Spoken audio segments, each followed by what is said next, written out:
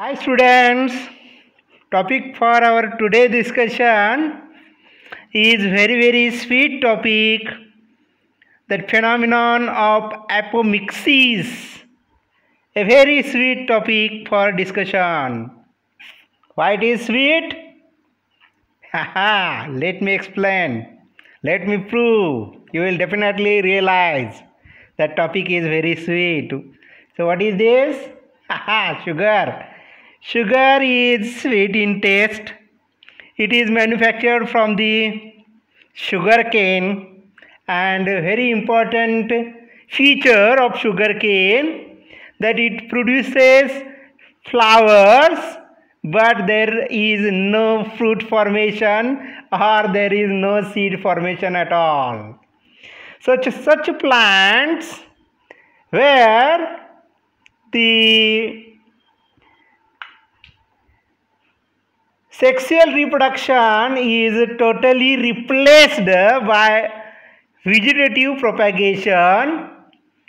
Such plants, they are known as apomictic plants, and the phenomenon it is known as apomixis. So what is the definition? The plants where the sexual reproduction is replaced by the vegetative propagation, such a plant they are known as apomictic plants, and the phenomenon is known as apomixis. And apomixis, the sugar cane is a apomictic plant, and therefore the apomixis is very sweet topic that we are going to discuss about. So we'll start. Types of apomixis.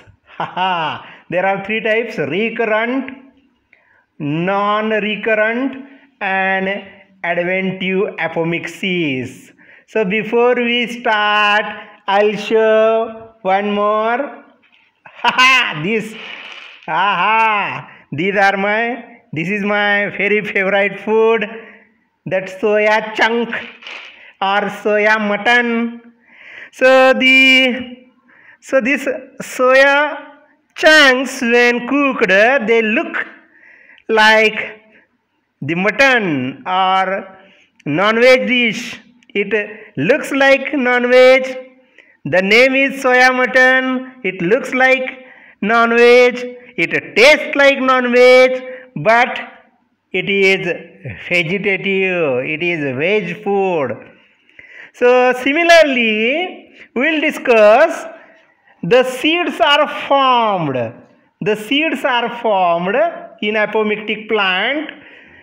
The embryo is present in the apomictic plant. Seeds are formed, but this embryo is not from the sexual reproduction. It is vegetative embryo, and that we are going to discuss about, that how the embryo is formed without sexual reproduction. There is no fusion of male and female gamete. So this is very important that we will discuss. There are three types that we are going to discuss about: recurrent, non-recurrent, and adventive. So we will discuss one by one. Firstly, we will discuss about the recurrent. In recurrent apomixis, what happened? The embryo sac is diploid. The embryo sac is diploid, and the diploid embryo is formed without fertilization. What happened? As the embryo sac, so what is the structure of embryo sac? So this is egg, two synergids, and three antipodal cell. These are the polar nuclei. How the embryo is formed? It is formed from this diploid egg. So the egg is diploid. From the diploid egg, embryo is formed. Therefore, the what is generative apospory? The embryo is formed from diploid egg. So generally the embryo sac, it is haploid, but here there is a diploid embryo sac is formed, and the egg, this diploid egg forms an embryo. Such type of it is known as generative apospory. Diploid embryo is formed from the diploid egg. In second type, the diploid embryo is formed from the embryo sac. Another embryo sac is formed. So it is normal embryo sac. Another embryo sac is formed. So this is diploid embryo sac. Or this is known as somatic apospory. Diploid embryo sac, another diploid. So original it is haploid, but another diploid embryo sac is formed, and diploid embryos are formed. So here you may see what happened. And a diploid egg form the embryo, and in second type here, so this is the normal embryo sac. Another diploid embryo sac is formed, and number of embryos are formed. So what is important in recurrent apomixis?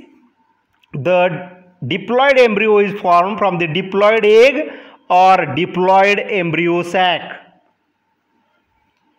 Then example is Taraxacum. In non-recurrent apomixis, what happened? The embryo sac, it is a normal embryo sac. It is haploid embryo sac. And here what happened? The haploid egg develops an embryo which is haploid without fertilization. So it is known as haploid parthenogenesis. Parthenogenesis means the embryo is formed without fertilization.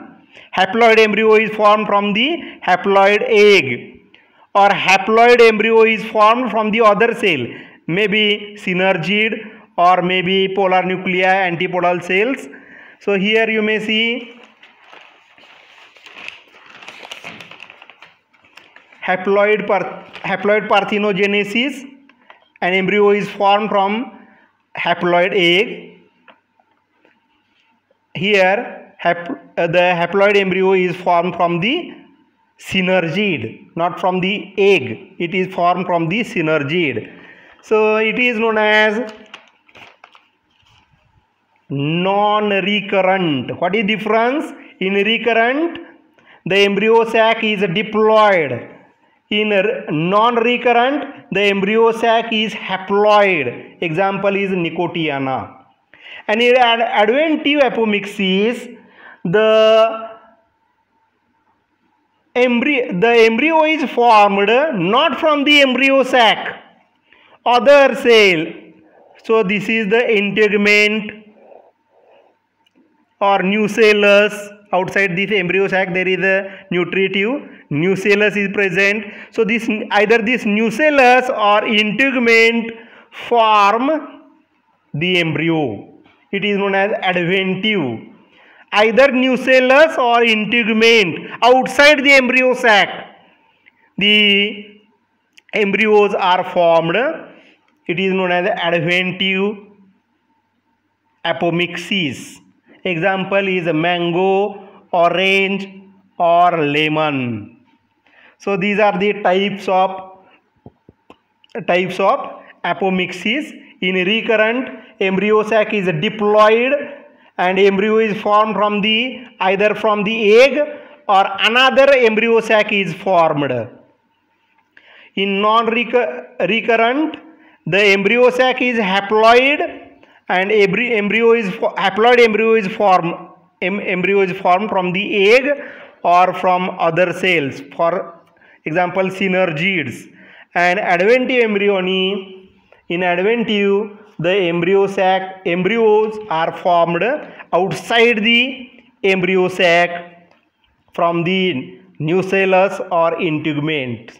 So how to remember this? You remember this table.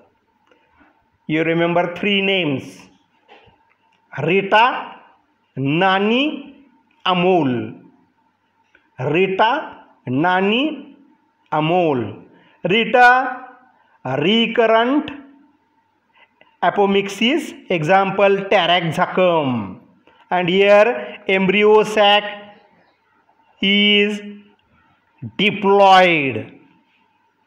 In non-recurrent apomixis, example is Nicotiana, and embryo sac is haploid. And in adventive,